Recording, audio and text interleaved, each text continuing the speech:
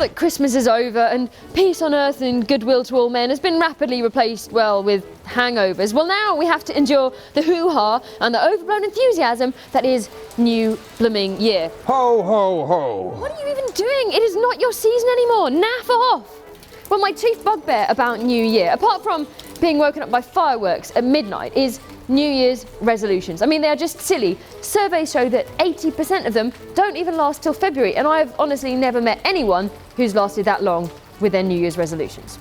Most people's New Year's resolutions on food, boozing and exercise don't just fail, they rebound into worse behaviour. So I think they're all rubbish, to be honest. But here's what I think are absolutely the worst New Year's resolutions for cyclists.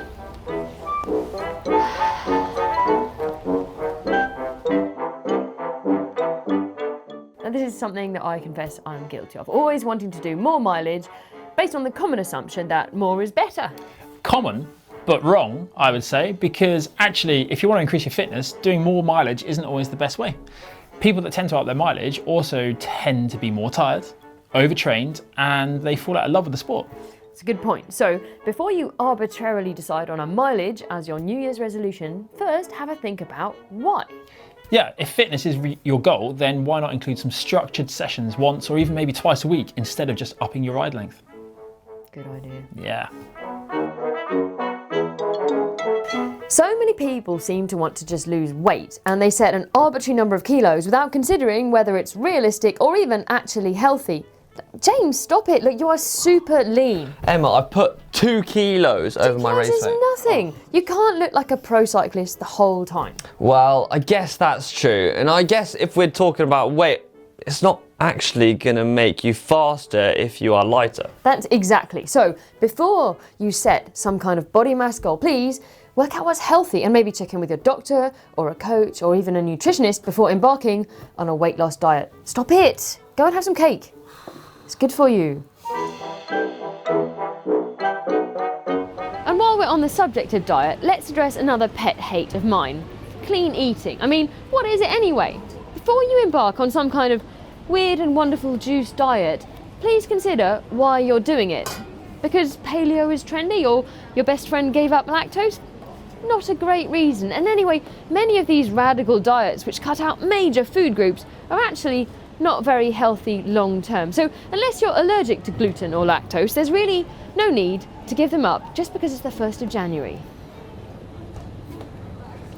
And as for the people who gave up coffee for January, well, why on earth would you? I tried once and I lasted 1.5 utterly miserable days. I mean, just because something is nice and it makes you feel good doesn't mean it's automatically bad for you.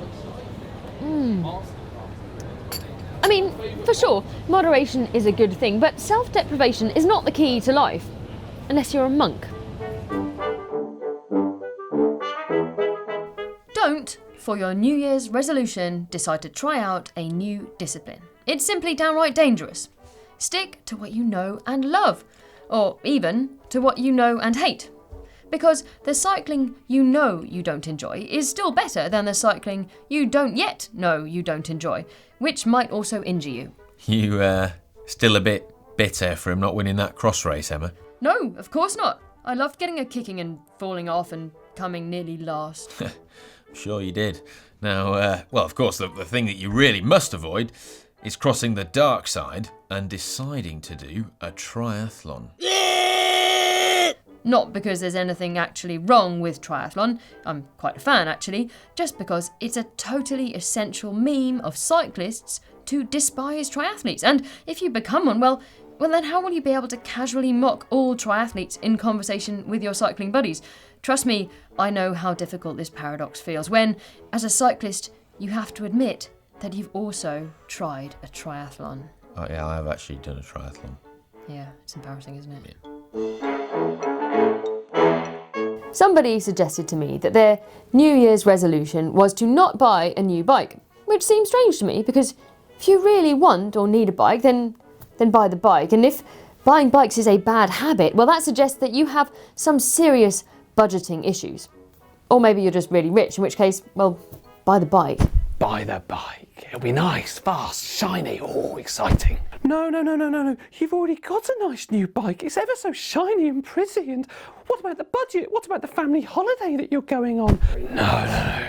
Don't worry about the budget. You'll be happy if you buy the bike.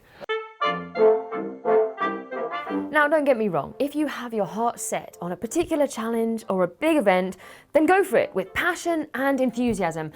But don't choose that race at 11:45 on New Year's Eve after 7 pints of beer and with all your friends egging you on, because that is unlikely to lead to a sensible target. Ollie?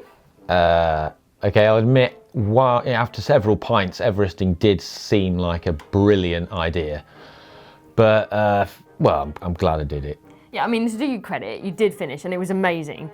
But while we're at it, I mean, you don't actually have to have a goal at all in cycling. I find it a bit sad that people ask you what your target is, and if you don't have anything, they kind of look at you and say, well, why do you ride? Well, sometimes it's enough to just go out on your bike because you want to, because it's fun. The problem, psychologically, with goals is if that you relate to them in the wrong way, then they delay happiness. They imply that you can't be happy until you've achieved them. But hey, once you've won a race or lost 2 kilograms, then you'll be happy. That's fundamentally a pretty sad way to go through life. So try to celebrate the here and now. Be compassionate to yourself. Enjoy the Sunday club ride with your mates, and sure, use it to train for an Everesting if that's what you want to do, but don't make it your be-all and end-all. So am I saying don't make resolutions and work towards being a better you? No, of course not. But it doesn't have to be about the 1st of January. I mean, every day is a new start after all. And remember that it's about the process, the journey, if you like. Because if we only ever think about the destination and a binary measure of success or failure based on an arbitrary and potentially unrealistic goal, then most of us are doomed to failure. I mean, not because we're weak, but because we're human and not robots. Most importantly, think carefully about what will make you a healthier and a happier you. So with that in mind, Happy New Year everyone. May you enjoy a wonderful year of cycling in 2019. Feel free to share this video with your friends, and if you would like to improve your training, well, you can click down here to see some of our indoor training sessions.